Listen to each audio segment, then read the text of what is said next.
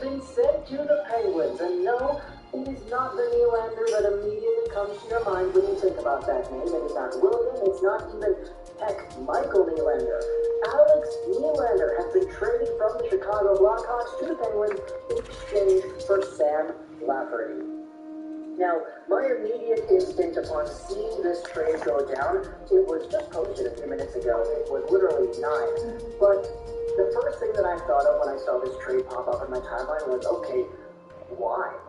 Why would the Blackhawks go out there and do this? I get that Chicago has kind of been in a weird state as of late, where Nylander has been on the trade block, or there have been rumors about this guy the past few weeks after they already traded for this guy all those years ago. But Nylander, 23, signed till the 2021-2022 season at $874,000, has been traded over to traded over to Pittsburgh.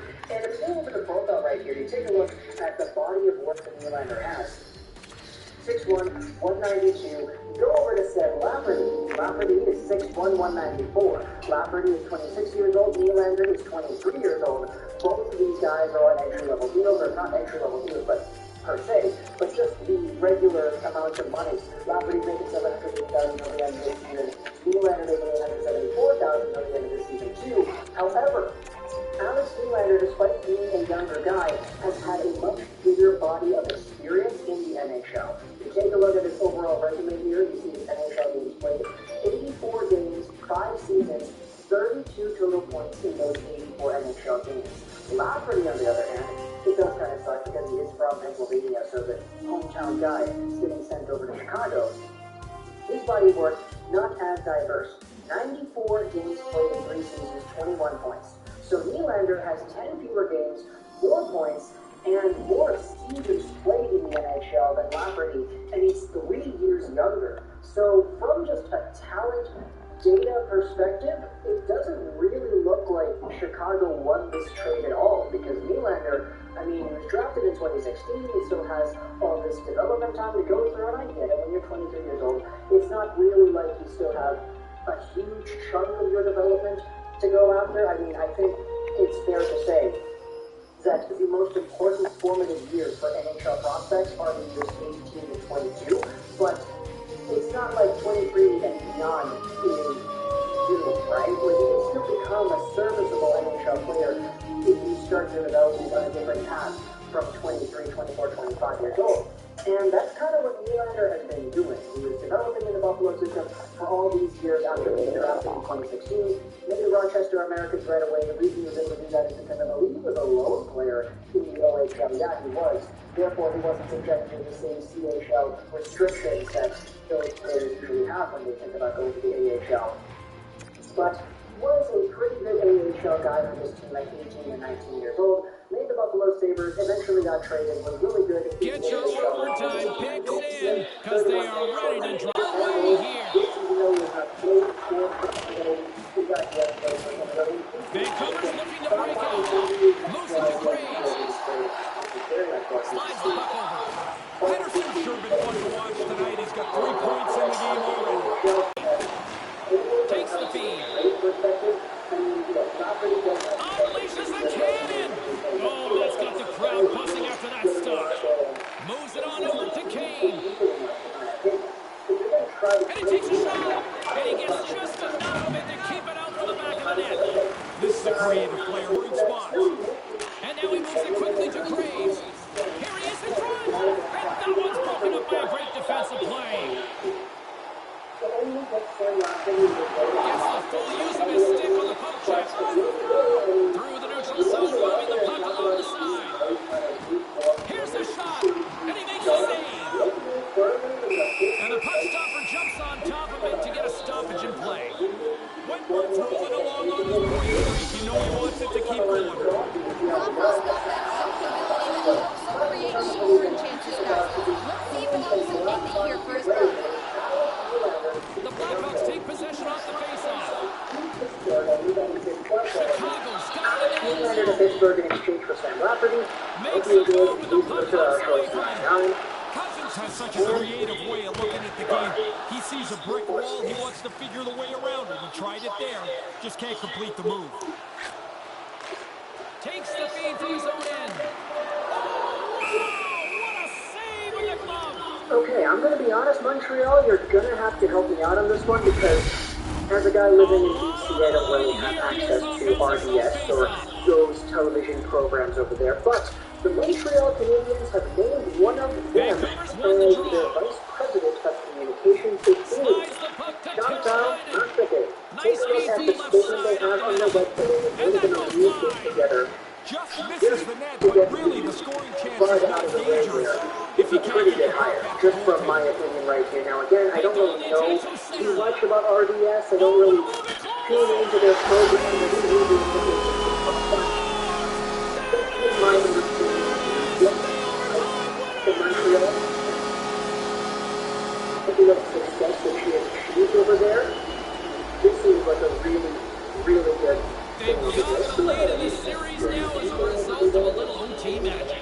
Certainly puts them in a great Yeah, there we spot go. Look here. at that. The So, series Jeff go by Wilson, quickly in these owner, overtime president, games. While they CEO still of mean the the same as a Canadiens, regular proud to announce the time game, appointment they of feel Chantal like they carry a Marchetti, little more the weight. A vice couple of president of OT winners in communications that of the 1-1 Montreal series there are Canadiens. As such, positive, she will directly work with the to help management their of team hockey win a series. operations. Another reason why we love playoff hockey. For Ray Ferraro, my name is Jay Cebulski. Good night.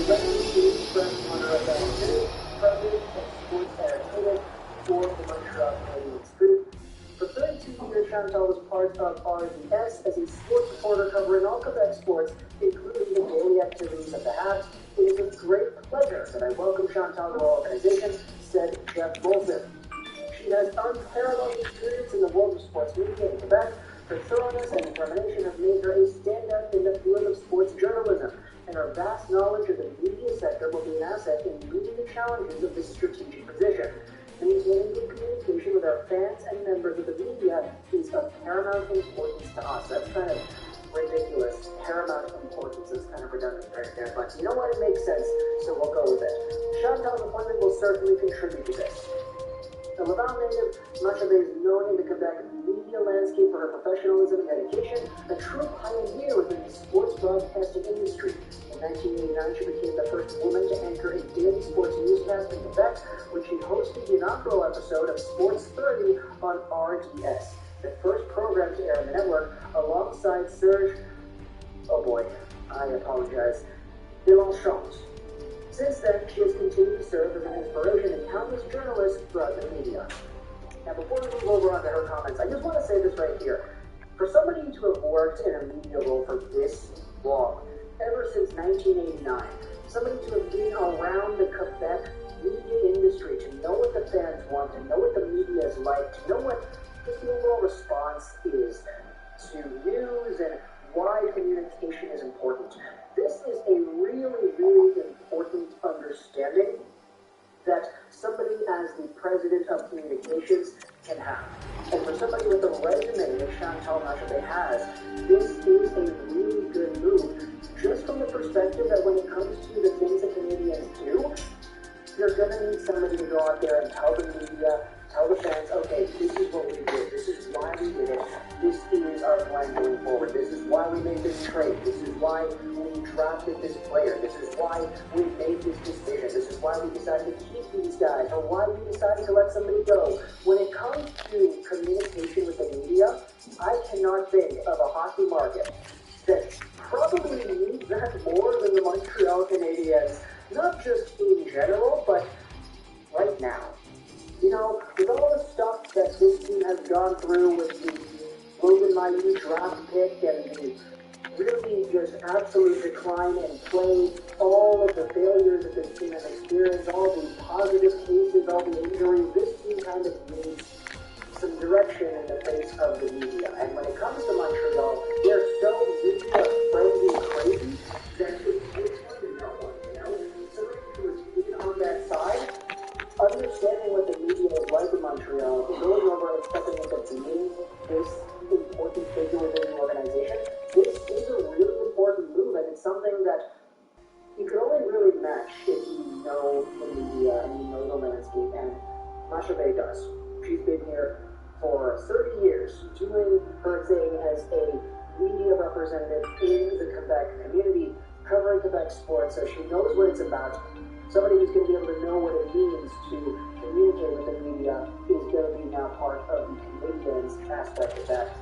Watching Eagle Flair play inspired me to become a sports journalist. His talent and charisma fostered my immense passion for hockey. I had the privilege of spending more than 38 years in the business, including more than 32 at RDS, and I'm extremely grateful for the experience. A new chapter is beginning for me, and it is with great enthusiasm that I accept this new challenge. Thank you to Frank Marguerite Berlange and Jeff Wilson for their confidence. Thank you for welcoming me into the Montreal Canadiens family, said Masha May regarding her appointment. So, as I said at the beginning, Canadian fans are going to have to help me out here because I have not been, exposed to RDS media all too much, but if you've already been from the community, you have been being exposed to RDS. Well, you know, what do you think about this hire over here? Chantal Masha May has been named the Vice President of Communications for the Montreal Canadiens. I personally, based off of my limited knowledge of the situation and just my understanding of media in general,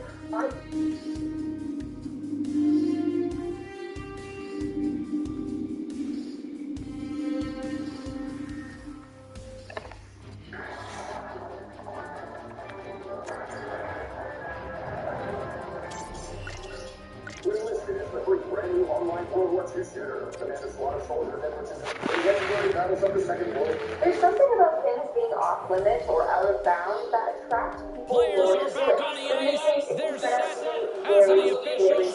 Overtime. Let's find out. The Canucks are in the draw as this period is underway, and their power play goes back to work. Nothing doing on that one. And not much on that one. Now, close again. So here's where Carter's score would get it anywhere. The goalie smothered the goal. Vancouver's got the puck along the wall. Here they come up along the wing. Game on his stick, and he denies it with a monstrous save here in overtime. Gains the zone through the middle. A chance. Glove save. From his own end, he moves it up ahead. Lets it go. Gets a piece of it with the glove. Centerland's got the puck along the wing. 10 seconds on the clock. Galchenyuk's time is almost done. The Canucks are on the attack. Blistering shot. What a save by Riddick.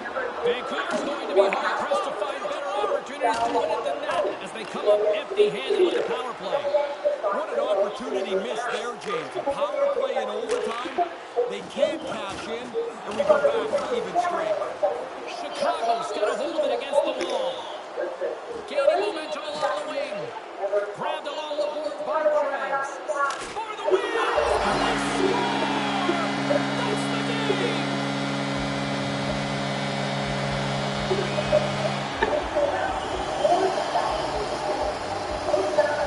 Ray simply put, huge OT winner. Pressure gets into overtime and look for somebody to step up start for you. They get it done. And the lead in the series is there. Well, the post-game salute to the fans. Do you like this? In my day, it would have felt awkward. Yeah. Now it just feels like part of it, like the way it should be. For Ray Favaro, my name is James Cebulski. Thanks so much for hanging out with us. In short, playoff hockey. I love it.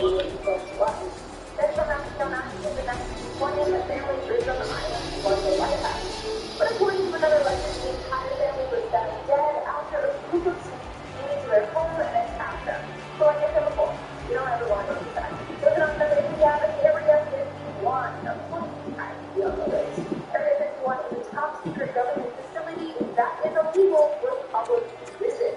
Anyone that does try to trespass can be charged, arrested, or even shot to death. This is what happened to a man in 2015. On January 28th, the man attempted to get into Area 51. He was then chased down by some cars for 8 miles. When he got out of his car, he was shot dead. Another case would be the 2 YouTubers that were arrested in September of 2019 after they tried to sneak into Area 51 and were caught reporting the premise. I know we all want to know what really goes on in there, like if they got aliens or whatnot, but curiosity killed the cat. Just saying. And our 7th spot, we have the Devil's Hole. With a name like that, maybe you expect you don't visit it. The Devil's Hole is located in a national wildlife refuge in Nevada. You can tour the area, but access to the Devil's Hole itself is off limits. They have a sign and a fence guarding the area, and the sign reads as so. Due to the scientific importance of this area and its fragile nature, unauthorized entry is prohibited. Yes, they want to protect the ecosystem, but also it is so dangerous to enter there. So Devil's Hole is like a little hole of water. When you dive in, it's filled with complex underwater caverns. Back in 1965, one night a group of 4 friends decided to hop the fence and explore the Devil's Hole. It was Paul, David, Bill, and Jack. Jack was on the lookout while the 3 dove in, but Paul never resurfaced. As a result, David and Bill both went back under to look for him, but then David never resurfaced. To this day, their bodies have never been found. Moving on to number 6, we have Ramree Island.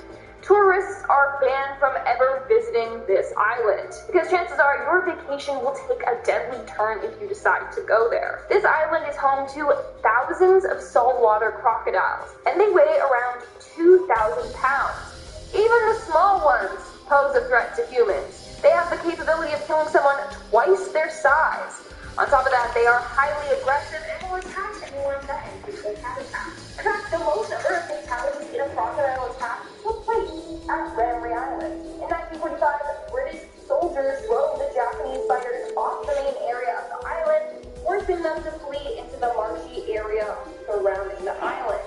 One problem, those marshes were filled with hungry crocodiles.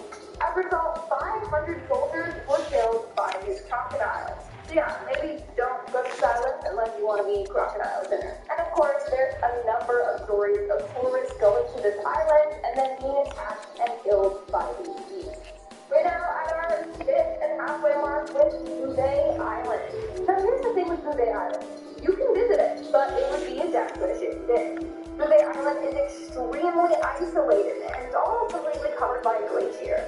Its nearest inhabited land is 1,600 miles away. One way to get there is by boat, but it would take very long and you would be facing extreme weather conditions while doing so. As a result, most expeditions are done by helicopters. Even then, if the weather suddenly changes, you're basically screwed because the island is so remote and far away from other pieces of land. But in 1964, a lifeboat was found abandoned at this island. How did it get there? How could this little boat survive crossing the Southern Ocean?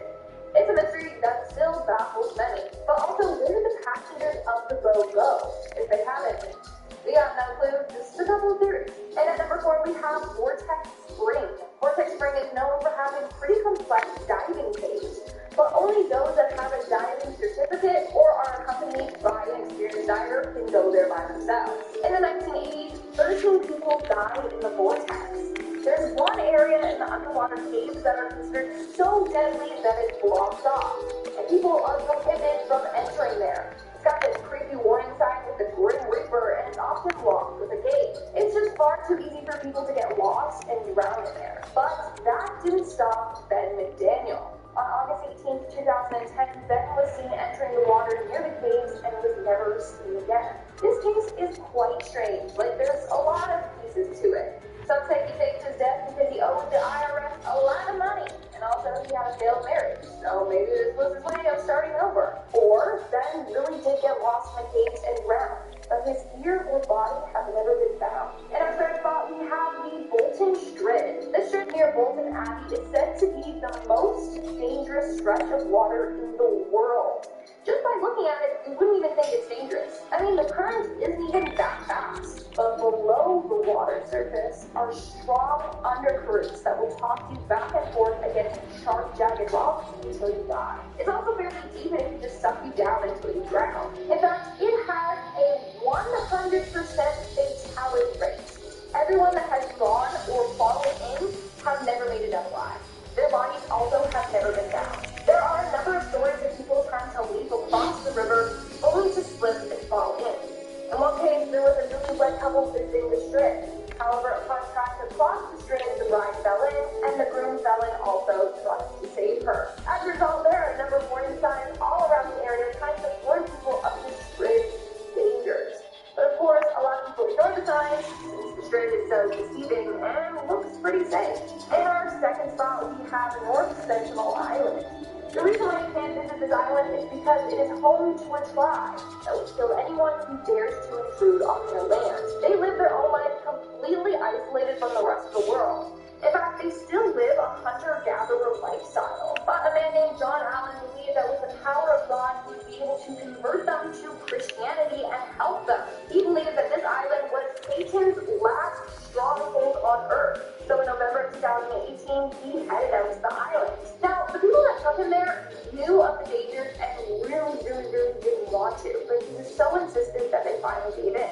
In fact, they were later arrested for doing so. John's first attempt at making contact with them didn't go as planned. As soon as he stepped foot on the island, several men came charging at him, firing arrows. So he fled. But on November 16th, he tried again. He got a fisherman to drop him off below, and that was the last time anyone had ever seen him. When people went back there for him, they saw the tribe members driving his dead body with a rope. And in our number one spot, we have the secret cave. It was the evening of August 17, 2005, and 5 friends were having dinner together. They were Scott McDonald, Jay Blake Donner, Jennifer Lynn Galbraith, Ariel Singer, and Stephen Hunley. While eating, the group got talking about this secret cave, which was a legend where they were from. It's all about this secret cave / hangout spot. Rumor has it that's where human sacrifices were made, etc. But of course, no one thought it was a real cave. That's when Jennifer said that it was real and that she had been there before. The friends, not really believing her, asked her to bring them there. And so they did. So basically, up in the mountains by Brigham Young University, there was this small opening to a cave. The entrance was in the shape of a Y. But in order to get to the secret hangout spot, Jennifer told them they would have to dive down one area through this underwater tunnel to the other side, where there was an air pocket. The tunnel was 15 feet, and the gap they would have to swim through was 20 inches wide. So it was just enough for people to squeeze through. On top of that, someone had put a rope in the water to just pull yourself underwater with. So that's what the 4 of the friends did. Stephen Hunley decided to stay back. He waited for the group for about an hour, then he decided to call for help. And when police arrived, they were horrified at what they saw. So it seemed like the group of friends successfully managed to get to the other side, but they couldn't make it back. The police ended up pumping out the water so that they could enter, and that's when they found all 4 of the friends' bodies stacked up against each other. It seems as if the person leading, who was Jennifer, got stuck on the way out, and then she drowned. It would then be impossible to swim over her. So then the second person that went swimming was stopped at Jen's body, and they couldn't get back out because then the third person was coming in. So everyone was just locked in this small tunnel. Slowly but surely, all of them drowned in this small, dark cave. For safety reasons, this cave is no longer accessible. Woo! Okay, that was a head one, so let's move right along to our comment shout-out portion. I'll be shouting out comments in the video. Top 10 mysterious things found in scary hallways.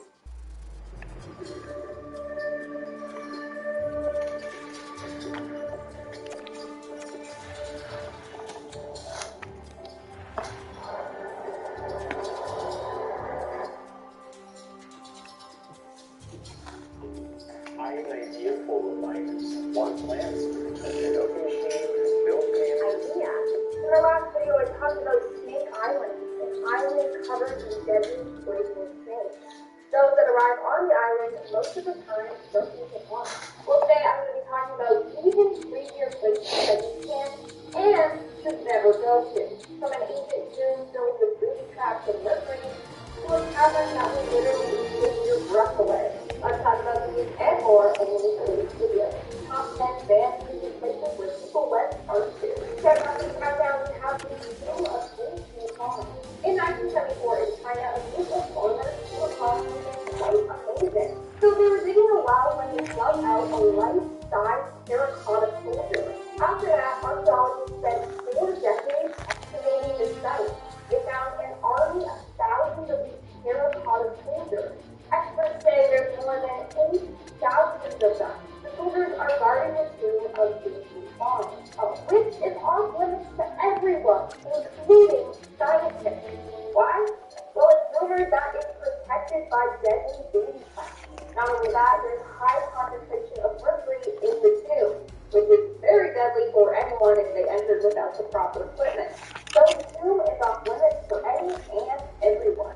In our ninth spot, we have Discovery Island. Discovery Island is now an abandoned park by Disney that opened in 1974. But before I go any further, make sure to give this video a big thumbs up, subscribe to our channel, comment down below, you know the drill, it really helps us out. It was located in the middle of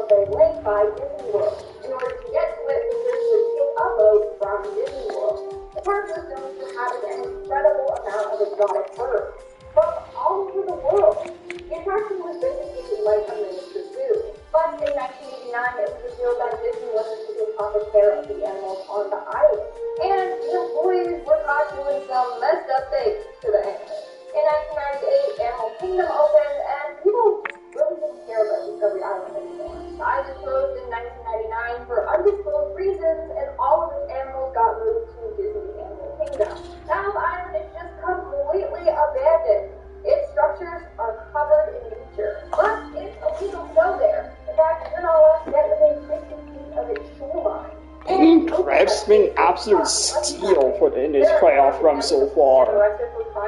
He's been crushing it, dude. The man was arrested after he was found camping out there. In April of 2020, Richard McGuire was arrested for visiting the island as well.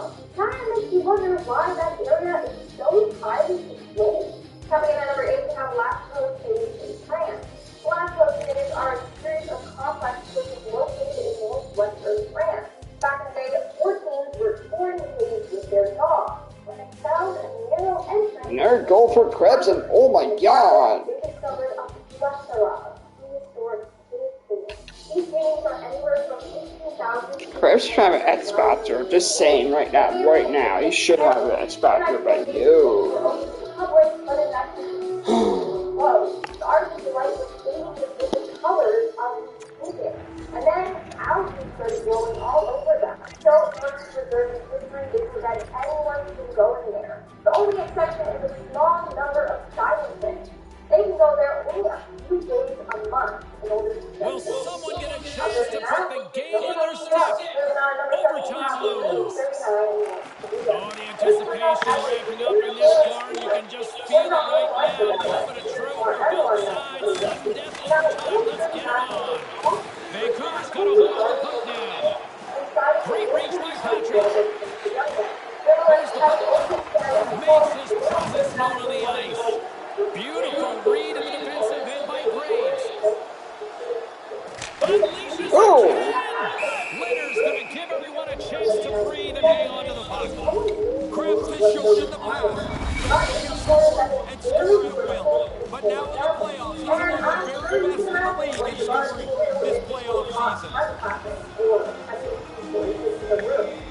Vancouver's got it in the offensive zone. Hughes, Besser, Krebs, oh!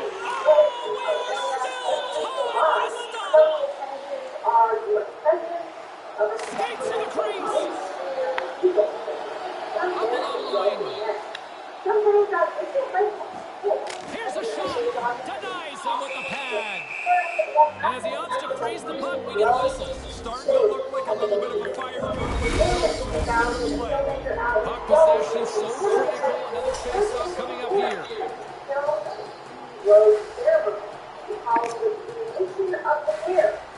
Well, that's one way to win the draw as he skates away with the puck after the two centers were tied up. Wow, did he ever finish him hard. And when he dropped, he also dropped his stick. Now he's got to collect himself. Looks like a yard sale up there. This island has a very, very dark past. During the Middle Ages, when the place arrived with thousands, Henderson's won it in their own end. Vancouver's moving it off the wing. Kind of lost control for a second there. A chance to Oh! and he shoots it away. But the hospital workers were not often Superstitious on the run. You do that over the everything years, you the island has been bought and sold all the 3 time. times. The first 2 owners sold the island Back after on the winning way as he wins the their draw own inside the offensive zone. And uses the length of his stick to knock that puck away. In fact, to this day, the island is known as one of the most haunted places on Earth. Now the island is just abandoned and no one's allowed to visit it. I mean, the parents, that's still a The bunch Golden of Knights gain people. possession of the puck here in the offensive end. But our Puck is first thought forced was in, and we get a stoppage in play. I mean, Krebs has it's been kind of obvious why in it's this playoff so Chris season. out with the city Teams saying try that to out of check him. population It doesn't of seem to matter as he's 49,000. among the league leaders in However, on points the this playoff year. Taken all by residents Graves. were to evacuate following the Sends the Chernobyl pass over. disaster. Chris out was the most Into the affected attacking by the area. Chernobyl nuclear disaster Vancouver's since on they the were attack. closest to the power plant. Quick little They were the pickpocket ones on the most play. exposed to the The radioactive Golden chemicals. Knights take it across Since the the line. radiation is Here he is, shot right side. Putting that chance aside. there have been a number of explorers that have gone there and have now continued to do it. Like I Teravainen's said, going to play it again the to the half radiation wall. levels From one end of the line to the people other. are going nuts. In our first spot, we have the From Paris center, they get into the Catacombs. attacking area. Paris Catacombs are And he uses his reach to disrupt the play. in the 18th Slides it across to Hughes. The Canucks move to the offensive zone. underground. Use of the body. Heads deep inside the offensive zone. making it extremely easy to get lost. And then they did. Now, listeners Done of to Town are Ronnie. still That's like a Yami and too. have practiced It's shaped to from the have, and public. of course they It's do because in it's overtime. extremely It's easy so for you to get exciting when a lost goal with the goes number into of the net, passes and they that's a have. really Also, big goal there's for over them. 6 million people there today, Great playoff action so here this evening maybe from not. Wayne A I'm couple of James years ago, Cebulski. two We'll young see you in the explorers next went to playoff the game. sand Good night. area and went missing for 3 full days. Finally, the authorities arrived. Only suffered hypothermia. It could have ended much worse. In our second spot, we have blue gates in Turkey. Back in the day, it was believed that anything that entered this area would be killed by the god Pluto himself. On a number of vicious animals like wolves, dragons, and tigers, they would never make it back out alive. As a result, people were terrified to go anywhere near there. But a couple of years ago, it was discovered what was actually causing this. Scientists noted that at night, the CO2 concentration would become heavier in the air. CO2 is not only toxic, but in high concentrations, it is, and will starve the body of oxygen. So yeah, if you go there, the level of CO2 is so strong that you could die from asphyxiation. It's super dangerous, and as a result, people are banned from going there. And in our number one spot, we have Wittenoom, Australia, located northeast of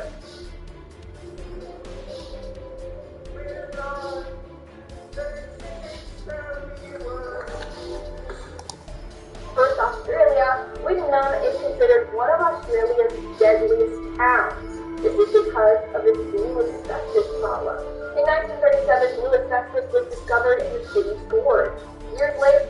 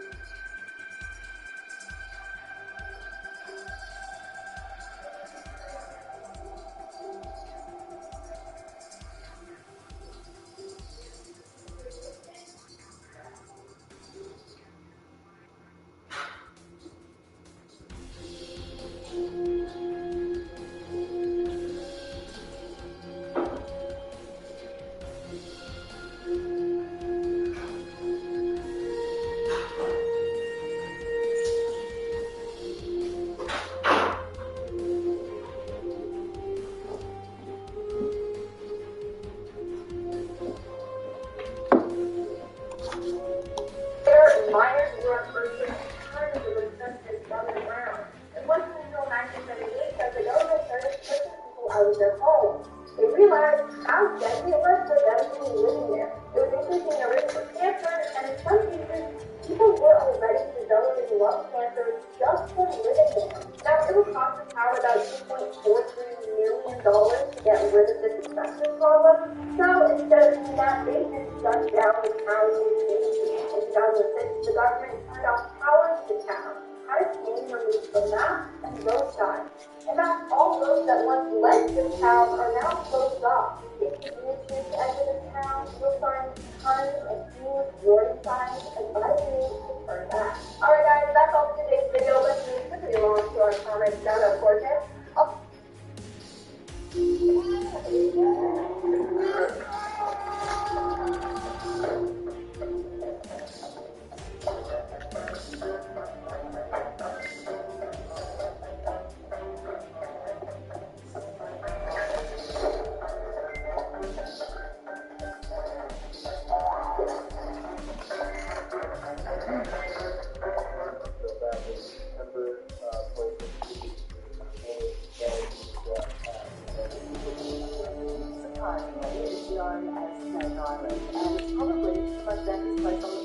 Today's video will remind you the dangers of trespassing. Things are left abandoned and marked as dangerous for a reason. But that still doesn't deter people. In fact, it makes them more curious to visit these places. From exploring abandoned buildings gone wrong to a toxic town that will kill its residents. Let's talk about these creepy places and more only in today's list. Top 10 banned creepy places where people went, part 3. Starting off this countdown, we have the abandoned building. Abandoned buildings are urban explorers' playgrounds, except you have to be extra careful. There's a reason why some of these buildings are abandoned to begin with, and over the years have been subjected to structural failure. In January of 2019, a 21-year-old man and his friends went to explore an abandoned building in Detroit. Entry into the building was banned. Obviously, it was abandoned. In fact, it was getting ready to be demolished. That night, a group of friends decided to play hide and seek. He got separated from his group of friends, and they couldn't find him. They decided to come back the next morning and continue to look for him. That's when they found his body on the first floor. Police concluded that he fell through an elevator shaft and to his death. He fell all the way from the 9th floor. That is absolutely terrifying. But before I go any further, make sure you give this video a big thumbs up because it really helps us out and I appreciate it. Moving on to number 9, we have Diego Garcia.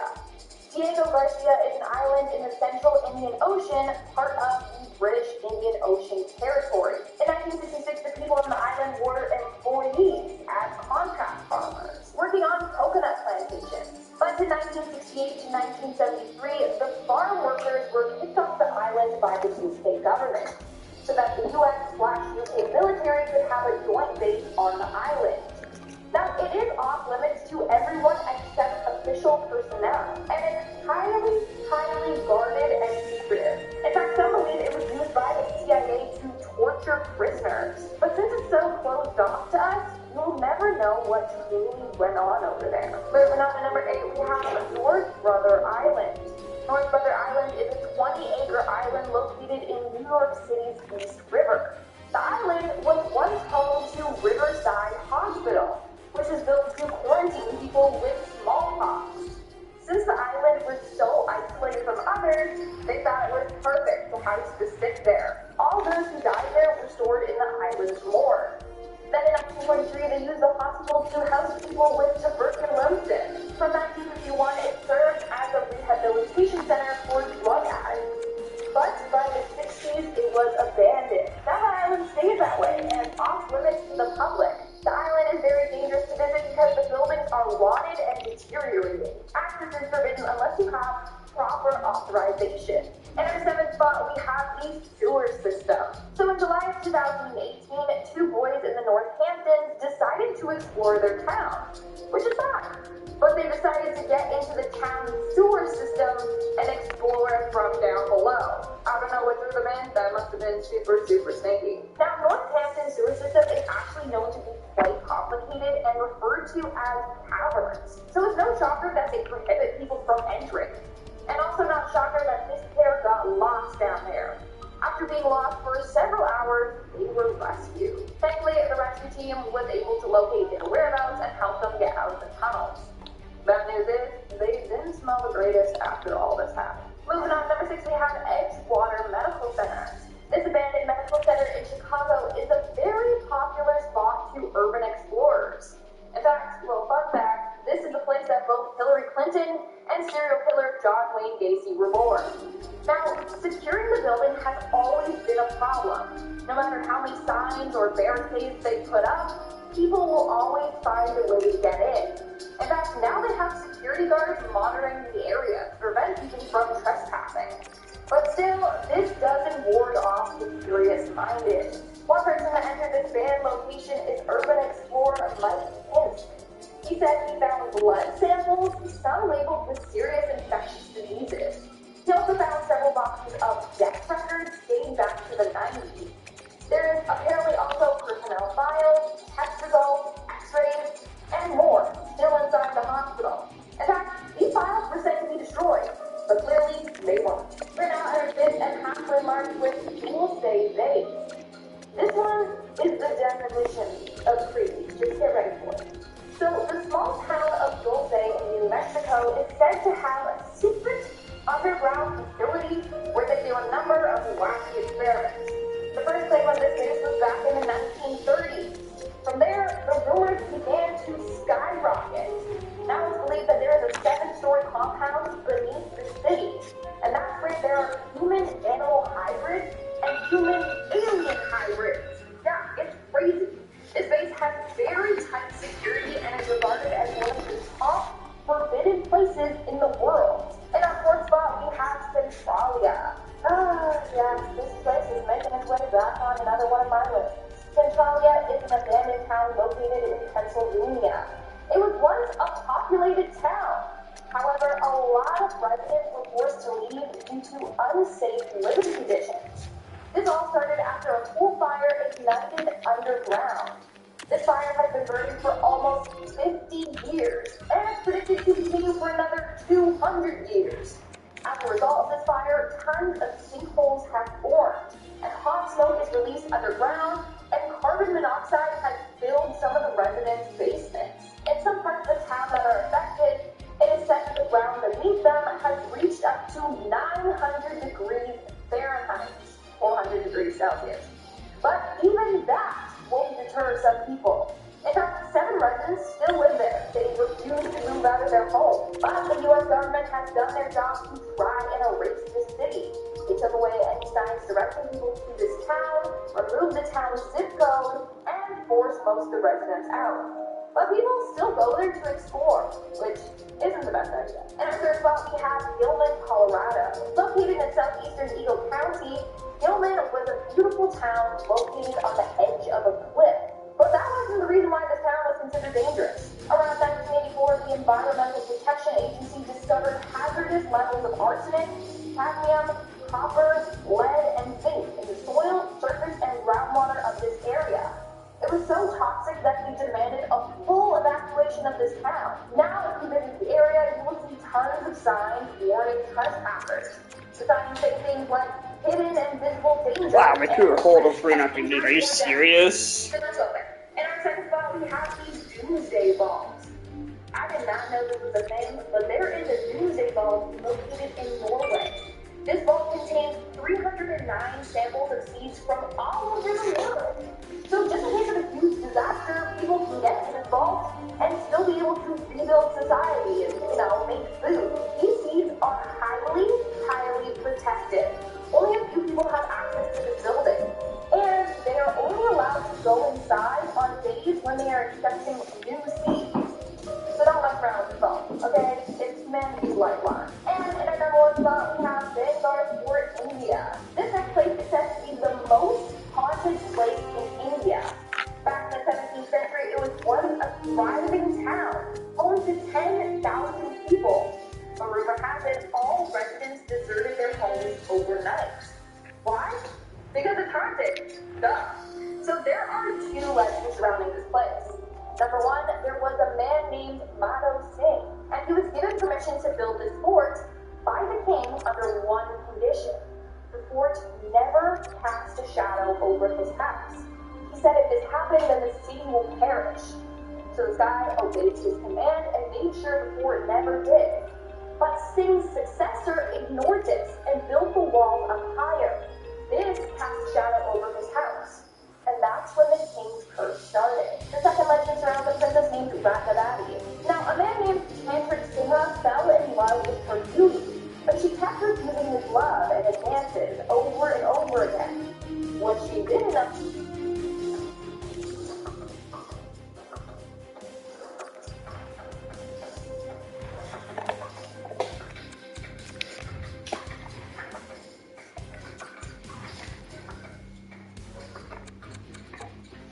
Was that he was a magician of the dark arts. So he used a love potion on her by putting it in her perfume. But the princess wasn't done. She figured this out and then poured the potion over a huge boulder. This made the dude furious and he placed the curse on the town. And now it's still believed to be cursed/haunted. In fact, entry is banned for all foreigners. You need a special permit to get entry into this fort. And in no means can you ever be there before sunrise and after sunset. According to locals, 3 men decided to stay there after sundown. And things went south. One of the 3 guys fell into a deep well. Thankfully, he was rescued, but on their way to the hospital, all 3 of them got crushed in a freaky road accident and they died.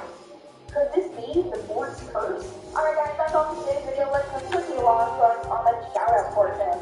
I'll be checking out Thomas' video with top 10 curious paintings with creepy backstory. Beverly Vaughn and commented, I've seen this surrealistic crawling man many times, and I'm still alive. And that's a good thing, because I've seen each of those photos like 5 times, and I'm like, for sure, I'm gonna die.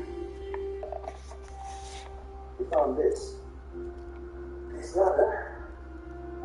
Which is very, very true. But it's completely wrong. Someone tells you about a dangerous and life-threatening place that is off-limits to the public, would you still want to go there? I mean, I personally wouldn't risk my life just to do some exploration. But others have. From a place that will curse you upon entry to another that could crumble underneath you.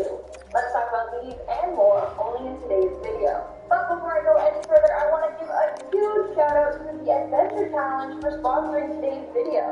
The Adventure Challenge is a scratch-off adventure keepsake album that will help you make memories you will never forget. Basically, you can purchase this book or purchase a package that comes with a Blu-ray camera and the book. The book is filled with 50 unique scratch-off adventures. Let me give you an exclusive sneak peek. So you scratch right here, and this shows you your adventure. So what's super cool is that you don't know what your adventure is until you scratch it off.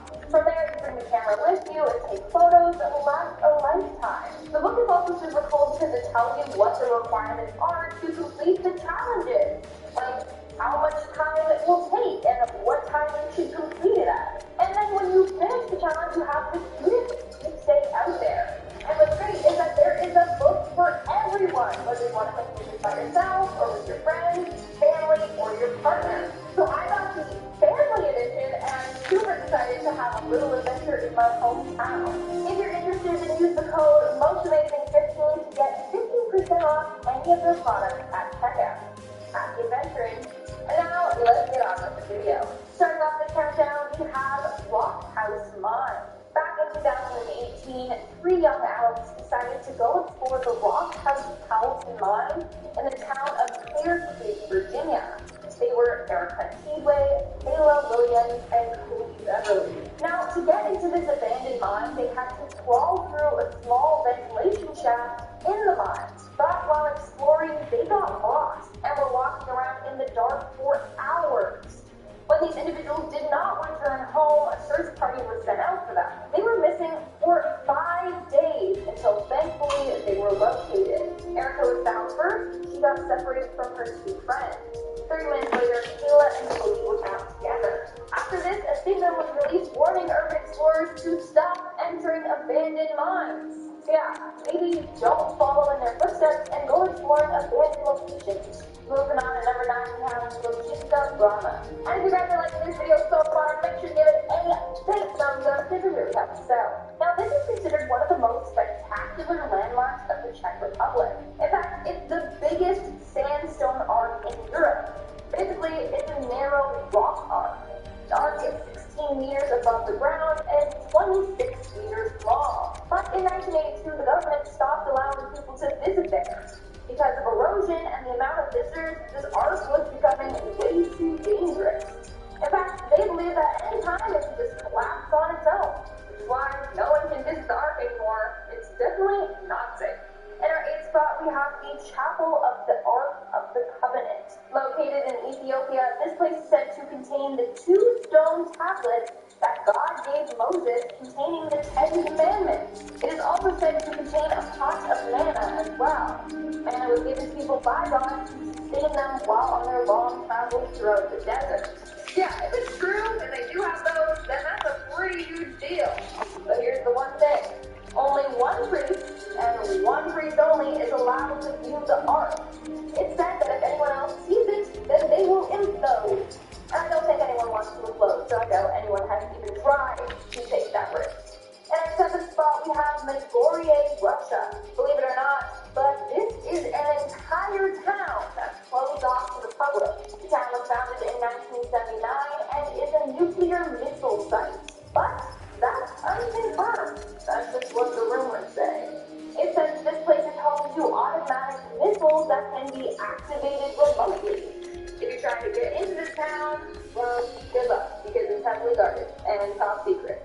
The only information that we have on this place is from images from satellite imagery. Now, the Kremlin claims, and I quote, the site is used for mining an emergency bunker for Russian leaders and a vault for the nation's treasures. We don't know if that's true or not, but hopefully we will never find out if it's really a nuclear site or whatnot. Moving on to number 6, we have Krakow, Italy. Krakow, Italy was once a beautiful city home to a number of residents. Sadly, it was abandoned towards the end of the 20th century. This was due to a number of natural disasters that destroyed the town. The first natural disaster occurred in 1963 when a bunch of landslides affected the area. This is a result of the city being built on a cliff 1,300 feet off the ground. And also, they had some sewer and water system issues. Then in 1972, a flood struck the area and made the situation so much more worse. Then in 1980, there was an earthquake, and that left the city completely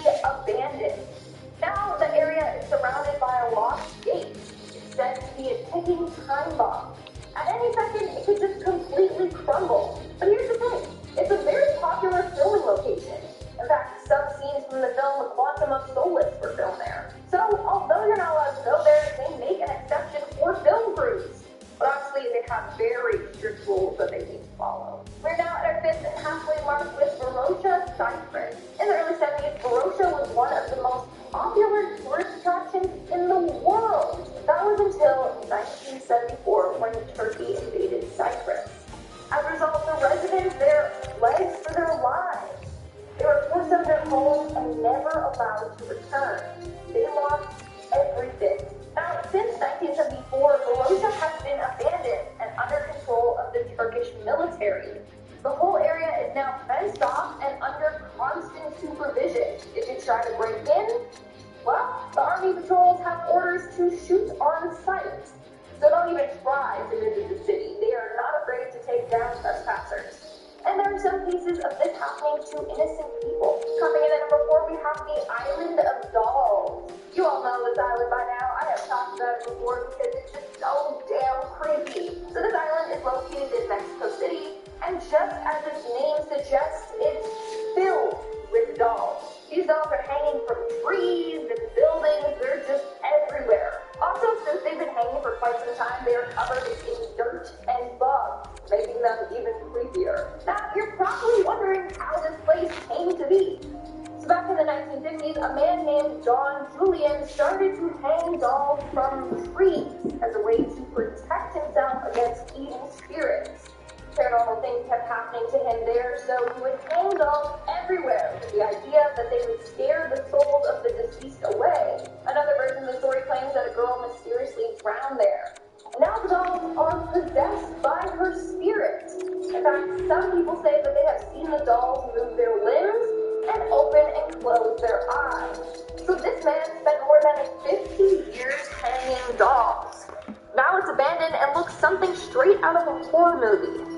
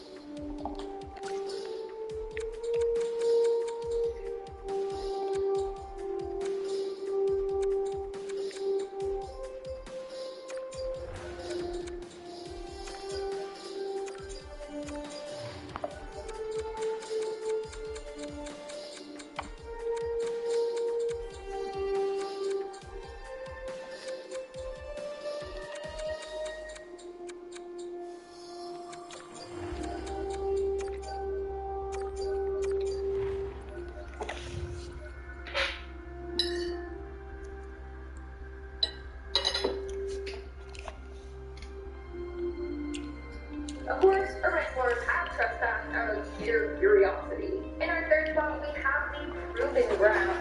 Located in Utah, the Dugway Proving Ground is the main biological and chemical weapons testing site for the U.S. Army. Luna! It's time! You are needed!